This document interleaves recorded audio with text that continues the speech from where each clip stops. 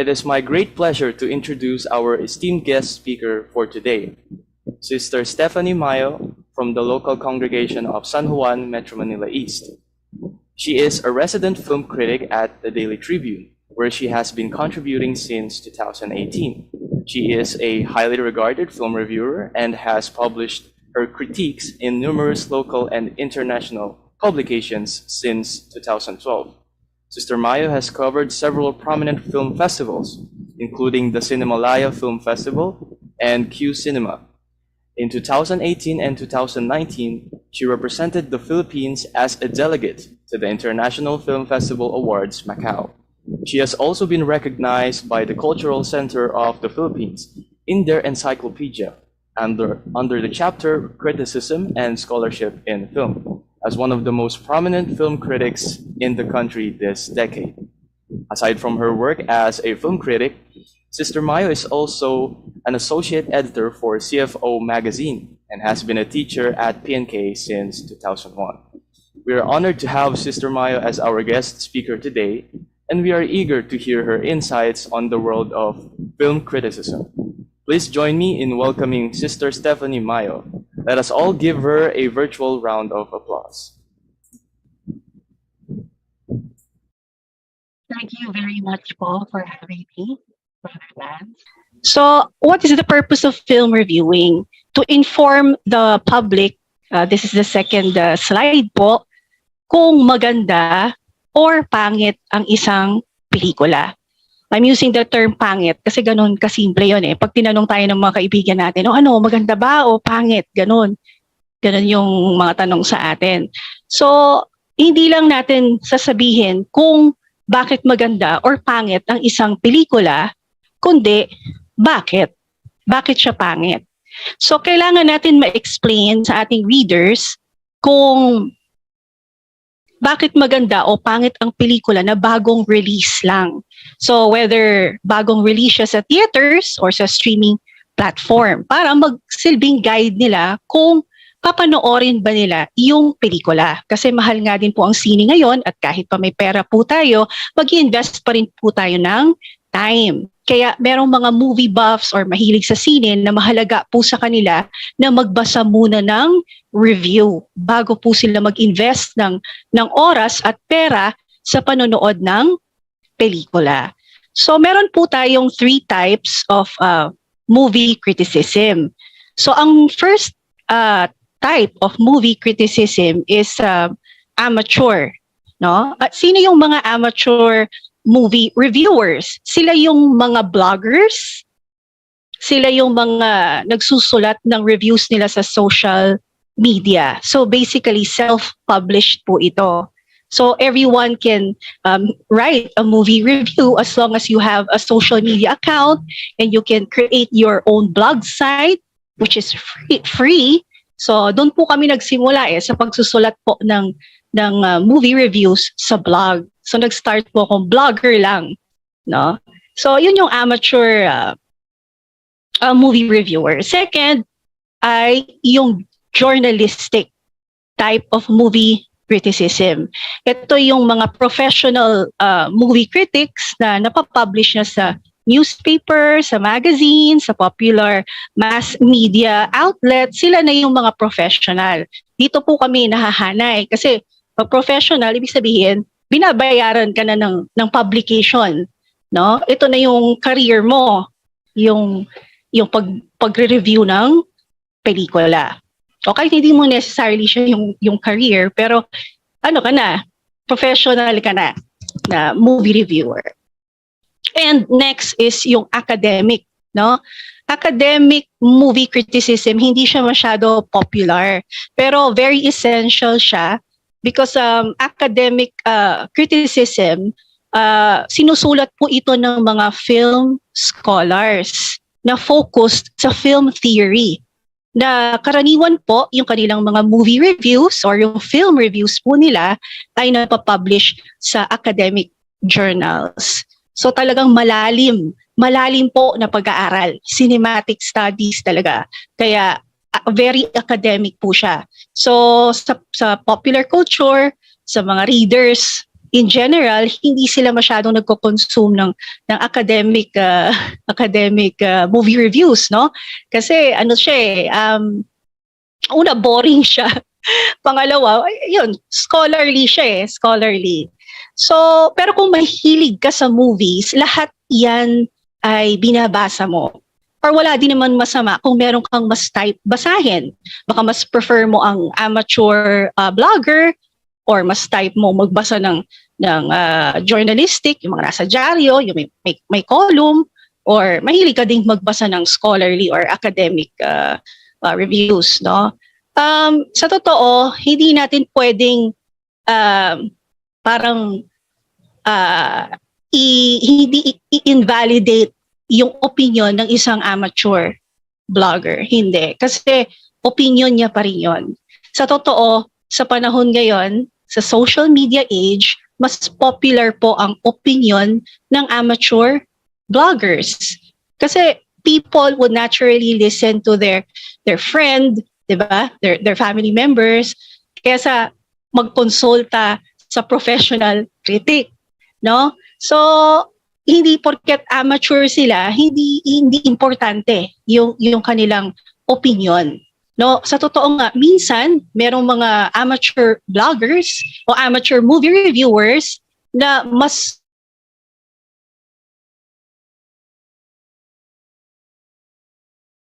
yon sa isang reader. Ano po?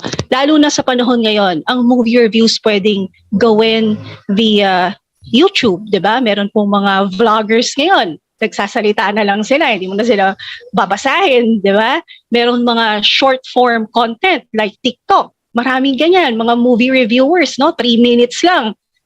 Kinukwento na nila yung kanilang karanasan sa panonood nila sa pelikula, Facebook, Twitter, na mas madali sa tao i-digest. No, in my case, as a film journalist and as a mainstream media po ako, no, it is my responsibility to write a legit or a more structured review. Kasi once na malabel ka na film critic, meron ka ng authority. No, meron ka ng power, meron ka ng influence sa mga readers mo, and usually meron ka talagang mga followers. Kasi pero pag published ka na, open ka na rin sa mga bashers. Yun ang pinaka interesting part ng experience ko bilang movie columnist, no. So talagang meron kang ma-experience na bashers. Kaya kahit naman yung mga amateur movie reviewers sa mga blogs, na ano din naman sila, nababash din naman sila. So, okay po. Next slide na po tayo. Ayan. So, ilang tips lang po ito, no, how to write an effective film review. Okay po. So, maybe yung inyong professor, meron kayong assignment to write a movie review, or mahilig lang talaga kayong magsulat ng movie review, ito lang yung mga tips, no, na gusto po namin ibahagi sa inyo.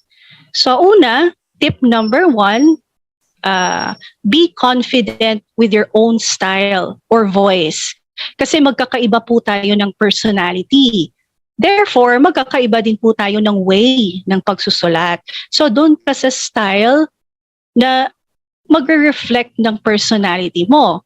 Kung ikaw ay natural na komedyante, maganda, lumabas yun sa writing mo, in humor, no? So wag tayong kokopya ng writing style ng iba kasi meron ka talagang style Kasi yun na lang tayo, pag nasa social media tayo, di ba, nakikita natin yung mga post ng mga friends natin, iba-iba naman yung style nila, di ba? Iba-iba yung personality nila. So ganun din sa movie reviewing, it should reflect your personal style or your voice, your writing voice. Okay po? Next tip po tayo. Huwag po natin ikukwento yung buong movie pag nagsusulat po tayo ng movie review. Kasi ang film reviewing ay hindi po siya recap. Hindi siya pagkukwento ng story nung pelikula. So, pag nagsusulat po tayo ng movie review, very brief lang po natin isusulat kung tungkol saan yung pelikula o yung storyline. Kunwari, sa Titanic, no, maiksi lang.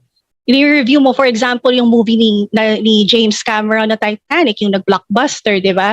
Tungkol sa isang lalaki at isang babae na nagkainlaban saan sa Titanic na based sa tunay na barko na lumubog noong 1912, ganun lang. Tapos, isusulat mo na kung bakit siya maganda o pangit. At yung iyong explanation. So, sa journalistic and academic film criticism, pinapaliwanag mo yung trabaho nung director, yung style niya, yung paraan niya ng pagkukwento. Malinaw ba?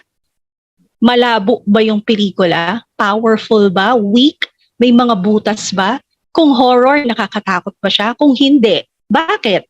Kung love story, kinilig ka ba? Ganun yun. Kung oo, bakit? So, i-describe yun ng isang movie reviewer. Hindi niya ikukwento yung buong pelikula. Hindi niya ita-translate into a written form. Okay po? So, next slide po tayo. Research. No? Importante, bago po natin sulatin yung ating movie review, kailangan tayo mag-research. So, sino yung director? Sino yung cinematographer? Sino yung cast? No, lalo na kung hindi naman masyado kilala yung cast. So very available na po 'yan sa internet, lalo na sa IMDb, para makita natin yung complete information about the movie. So yung director, ano yung mga dati niya nang ginawa, no? Mahalaga 'yon, ma-inform yung public kung ano yung previous work nung director. Pero ako naman, in my case, no, case-to-case basis, pag sobrang sikat yung director, usually hindi ko na kailangan pang i-educate yung reader kung sino siya. So for example, si Daryl Yap, no, yung very controversial filmmaker natin ngayon sa contemporary Philippine cinema. Hindi ko napapaliwanag kung sino siya at siya yung director ng Jowa Balls, no? Kasi sobrang sikat na siya eh. Pero it would help if you can compare the movie you are reviewing to his previous work. No? Kung hindi mo kilala yung director, yung artista, cinematographer, basta mag-research po tayo tungkol sa kanila. Kung meron po silang awards, magandang information din po yon na maidagdag po natin sa ating movie review. Okay po. So, next slide po tayo.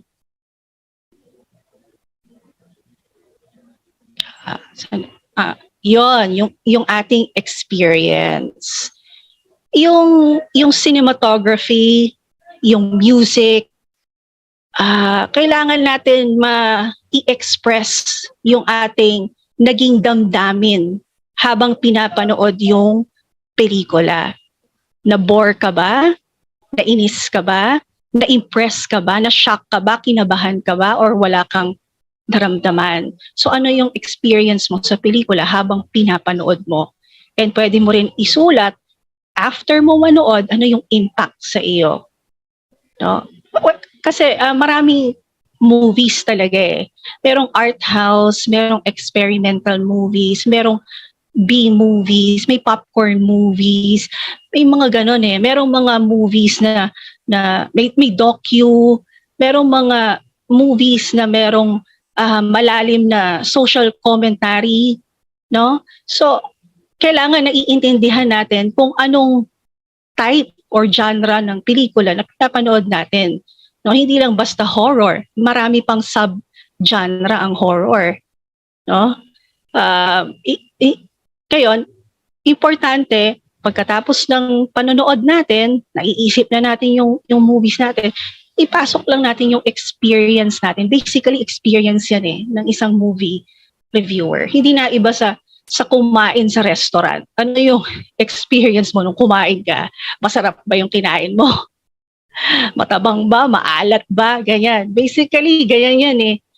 Ganon din sa movies, no? Kasi one time meron nagsabi sa akin, bakit ka, Steph, hindi mo na lang i-enjoy yung pelikula. Bakit kailangan mo pang i-analyze, i-critique? Pelikula lang yan eh. Bakit hindi mo i-enjoy? Sabi ko, hindi ko naman, pag kunwari kumain ako, hindi naman ako nasarapan. Mapo-force ko ba yung sarili ko na masarapan dun sa kinakain ko? And by nature kasi, meron kasi ako need talagang isulat yung naramdaman ko sa pelikula. Kaya siguro ako napadpad po sa ganitong career. So yung experience po. So next slide po tayo. Yung isang movie reviewer, dapat you also enjoy reading movie reviews. No? Kasi kung magsusulat ka ng reviews by default, nagbabasa ka rin ng movie reviews. Kasi dito ka mas matututo by reading reviews from many different writers. Kasi talagang iba-iba yung style nila. So next po, practice po, practice. Lalo na kung meron tayong assignment, meron pinagawa sa atin na film review. So, pag magpa-practice po tayo, pick your most favorite movie, then write about it, review it. Pagkatapos noon, pick naman the movie that you hate the most, then write about it. So, yun lang, ganun lang, practice lang po. Okay, next slide po. Be very simple. Ang film criticism po kasi or movie reviewing para mag-inform po sa tao. So paano natin mai-inform ng malinaw kung hindi tayo simpleng magsulat? So therefore, iwasan natin yung mabibigat na vocabulary kasi any form of writing is a form of communication and a form of expression. So pag magsusulat po tayo, hindi para magpa-impress sa mga readers natin, kundi to express yourself para maintindihan ka. Kasi iyon ang goal maintindihan ka nung nagbabasa. Hindi para magpa-impress sa kanila. Kasi merong mga ganyan akong na-encounter and personal na mga nakikilala. Kasi syempre meron din akong mga acquaintances and friends na professional movie reviewers din. So, nahalata mo na pumupunta pa sila sa thesaurus, namimili pa sila ng mga highfalutin words para i-inject sa kanilang review, hindi siya effective. Hindi siya effective kasi ayaw ng tao yun eh. Lagi mong ilalagay yung sarili mo sa reader. Gusto mo magbasa ng ganyan, nahahanapin mo pa sa Google kung anong ibig sabihin niya. Diba? Gusto ng tao, mabilis lang yung naiintindihan. So, dapat simple. Kasi expression yan and communication. Okay po? Yan. Next, ito pong tip na to. Yan. Write as if may kausap ka. So, pag nagsusulat tayo ng movie review, imaginein mo yung nanay mo, or yung best friend mo, or yung classmate mo na hindi pa napapanood yung movie habang nagsusulat ka ng review. Mas madali kasing magsulat po pagka ganon. Kasi nakakaramdam ka ng responsibilidad na maisulat mo yung opinion mo na malinaw at kumpleto para matulungan mo yung tao sa pagdedesisyon. So for example, yung nanay mo gustong-gustong manood ng Martyr or Murder, pero yung budget niya o yung kaibigan mo, yung budget niya, hindi nag-aalinlangan siya kasi mahal ang sine, almost 500 pesos. So kailangan niya ng guide kung sulit ba magbayad ako, magsakripisyo ako. So yun ang laging ilagay natin sa isip natin pagka nagsusulat tayo. No? So in a way, public service din ng movie reviewing kasi tumutulong ka. So yun ang lagi mong iisipin, no? There are cases, like in my case, I often find myself writing as if I were speaking to the director himself. So lalo na pagka ang sinusulat ko ay local movie. Kasi yung mga filmmakers na yan, talagang nakaabang yan. Yung mga local filmmakers po natin, talagang abang na abang nila yan. Yung mga sinusulat mo. So minsan, automatic talaga, pag nagsusulat ako ng review, parang kinakausap ko yung director. yun ang madalas kong Pero pag Hollywood movies, foreign films, hindi ko masyadong naiisip yung director pag nagsusulat ako. Hindi siya yung naiisip ko na parang siya yung kinakausap ko, kundi yung mga friends ko, family na interesado dun sa movie, gusto kong ikwento sa kanila kung bakit maganda, kung bakit pangit. So, okay po. Okay pa rin naman po yung audio ko, no? Okay, next slide po. Ayan. Ito, personal tip ko talaga to huwag matali sa rules. No? Kasi personally, I do not follow any rules in writing. Pero ako po yun kasi, usually, ang ginagawa ko lang, nilalagay ko lang talaga yung sarili ko sa reader kung ano ang makakatulong sa kanya. And again, kahit sa filmmaker.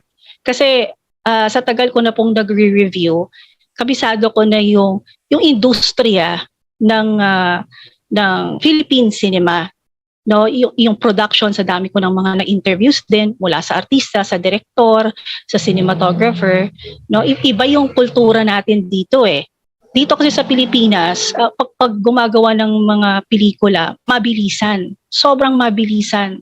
Like for example, no, yung Made in Malacanang. Sorry, ito kasi yung very relevant ngayon kasi kung aware tayo lahat, 'di ba, may 3 movies ngayon, political movies na nag-aaway. So yung merong Ako si Ninoy, merong Martyr or Murder ni Daryl Yap, at meron yung Oras de Peligro ni Joel Lamangan, no? Yung for example, yung Made in Malacanang, yung prequel ng Martyr or Murder o yung part 1 sa trilogy ni Daryl Yap, yun 7 days lang yun shoot, no? Tapos ito, kung di ako nagkakamali, itong Martyr or Murder ay 2 linggo lang, mga ganon. Tapos sa mga nakakausap kong mga artista, local actors, hindi nila nakukuha yung script in advance. So minsan, pagdating nila sa set, natatandaan ko yun na-shock ako ng first time kung malaman yun sino ba yung ini-interview ko noon? Si Bea Alonso yung ini-interview ko noon. Ano siya dedicated actress siya. Pero kinukwento niya sa akin na pagka dadating siya sa set, doon lang iaabot sa'yo yung script. So nahihirapan siya paano niya paghahandaan yung character niya. So in a way, pag nagsusulat ako ng movie reviews tungkol sa local cinema, nakakaramdam talaga ako ng responsibility na makatulong sa industriya. No? Kasi mahal mo yung industriya So responsibilidad din ng isang movie reviewer na ipinpoint yung mga negatibo. Importante 'yon talaga. No? Kasi ang movie reviewing, positive and negative, yung weakness at saka yung strength nung pelikula. So kailangan nandun 'yon sa content mo. Maliban na kung sobrang pangit talaga ng pelikula, hindi mo maiiwasan, halos wala na talagang positive kang makita, no? Ako talaga kasi point system ang ginagawa ko, no? After ng review, makikita mo doon kung anong rating ko out of 5 stars. Talagang nagbibigay ako ng 0. Hindi ako nagbibigay ng negative. Hanggang 0 lang. So kaya talagang maraming galit sa akin. Totoo po yan. Kagabi lang merong gumawa ng op-ed tungkol lang sa akin. Dahil dito sa Martyr or Murder. But anyway, balik tayo dito. No, ayun po, huwag matali sa rules. For me kasi, mas importante din na hindi boring yung review ko sa tao. Madali basahin at walang spoilers. Kung merong spoilers na hindi maiiwasan, huwag naman yung major spoilers. Pwede ka rin naman maglagay ng warning, 'di ba? Ayun. Tapos siguro ma-apply lang yung rules. For example, ang assignment ay galing sa professor na may word count na required, and wala tayong magagawa, susundin natin to. Pero kung may blog ka, free ka naman, gaano kahaba mo gusto, pero lagi natin iisipin yung reader natin na karamihan ay mga kabataan na meron ng short attention span. So hindi talaga magbabasa yan ng mahaba, In my case kasi, sa dyaryo po kasi ako, merong rule doon pagdating sa sa word count, no? Kasi nasa layout yan, sa page, ganyan. So, syempre, lagi mong kausap yung editor mo. Noon, nung bago pa lang ako sa Tribune, sabi sa akin, kailangan 700 words yung review ko. Ang sanay ako, 350 words to 400 words, ganun yung word count ko talaga eh. Pero sabi ng Tribune, gusto namin 700 words. Tapos last year naman, binago ng isang page editor, 400 words na lang. So nire-retain ko yung 400 words, pero pag merong mga movies na sobrang importante na pinag-uusapan ng bansa, katulad nga nitong Martyr or Murder, pinapayagan akong lumagpas. So na-publish na siya today. So umabot ako ng almost 900 words. Mahaba 'yon. Pero sinabi ko sa editor ko, bahala po kayo kung gusto nyong i-cut yung word count, pero sana wag kasi gusto kong sabihin yan lahat. So again, huwag tayo matali sa rules kasi ang writing is also a form of art. Meron lang tayong susunding rules kung talagang meron tayong assignment na itinuro na ganito yung structure, ganito dapat yung word count, yung mga ganun po. So okay po, doon po tayo sa next slide po natin. So be confident and honest. So mahihirapan ka magsulat kung iniisip mo na yung movie review mo nadja-judge. Ikaw nga yung nagja-judge ng movie eh. So be confident. Huwag tayong maging self-conscious kasi nahahalata yun sa writing natin. So be honest. For example, ano ngayon kung ikaw lang sa buong Pilipinas ang hindi nagandahan sa ganitong pelikula? No? For example, may lumabas na Marvel superhero movie. Lahat sila gandang-ganda, gandang-ganda. Ngayon, ikaw lang yung hindi nagandahan. Manindigan tayo sa ating opinion. So, wag tayong pa-impluwensya sa popular opinion. Lagi yung sarili lang nating isip, yung sarili nating opinion, yung sarili nating karanasan sa ating pinapanood. So, wag tayong ma-pressure dyan. No? Okay po. Next slide po tayo. Ayun, set aside your worldview. Kasi ang isang movie reviewer ay hindi dapat biased at walang influence ng kanyang politics. For example, hindi ako kakampi, no? Tapos, pinanood ko yung Ako si Ninoy. Pagpasok ko ng sinihan, hindi ko aalisin ko yan eh. Aalisin ko lahat kung ano yung aking mga opinion, no? Iwan ko yan lahat. Ang titignan ko yung storytelling, yung artistic merit, yung clarity, yung coherence, yung emotional connection, yung technical aspects ng pelikula. So, yung trabaho ng filmmaker at ng cast at ng crew niya, yun ang iyong ikikritik. No? Okay po. So, next slide po tayo. Wide range of cinema. Kasi mas magiging convincing po yung ating movie review kung malawak yung ating viewing habits. No, hindi po tayo pwedeng matali sa K-drama lang o sa local movies lang o sa Hollywood blockbuster movies lang o sa superhero movies lang. Lawakan po natin. Lalo na ngayon, lawakan natin yung ating viewing. Kasi lalo na ngayon, ang daming streaming platforms. Ano po, bukod sa buhay na ulit ng mga sinihan, no? Meron po tayong maraming movie streaming apps. No, meron tayong Netflix, Amazon Prime, HBO, Lionsgate, napakadami. So ang dami nating access sa mga pelikula. Marami ding mga pelikula na libre sa YouTube. So meron kang access sa mga classics, sa contemporary, sa art house, experimental, B-movies, popcorn movies. Iyon. So, importante yun. Kasi, paano tayo magiging movie reviewer kung hindi tayo in the first place ay mahilig talagang manood ng pelikula. Ngayon, kung meron kang background sa filmmaking, mas madali para sa isang movie reviewer kung meron siyang background sa filmmaking, kahit amateur. No? Kasi po katulad namin, dahil sa in-cinema, marami po kaming in-cinema na nasalihan, nag-direct po ako ng in cinema, nagsusulat ng screenplay, sa stage play. So kahit pa paano, meron kang trade secret eh. So mas maiintindihan mo yung process ng filmmaking. Okay po. So next slide po tayo.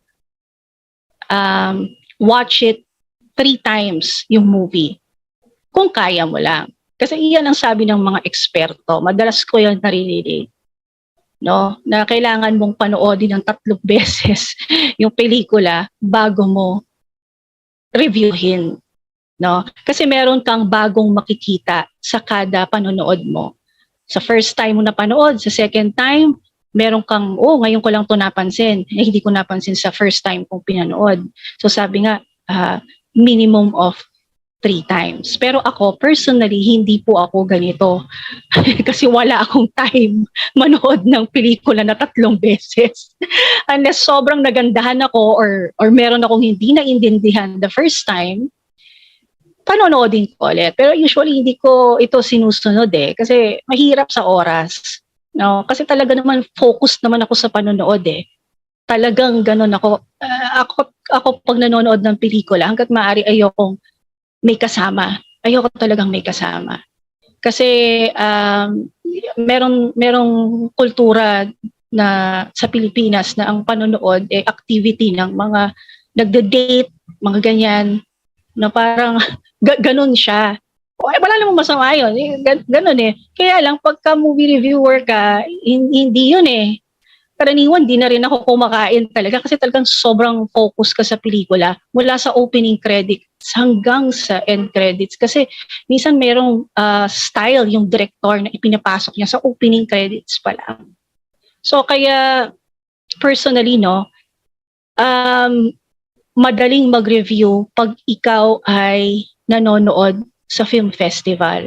Kasi sa film festival, puro mga journalist yung mga kasama mo at saka yung mga hardcore cinephiles. Na pagka pumasok ka ng theater para manood, walang kumakain doon, walang nagbubukas ng cellphone, walang nagkukwentuhan. Sobrang iba siya sa experience na manood ka sa regular cinema.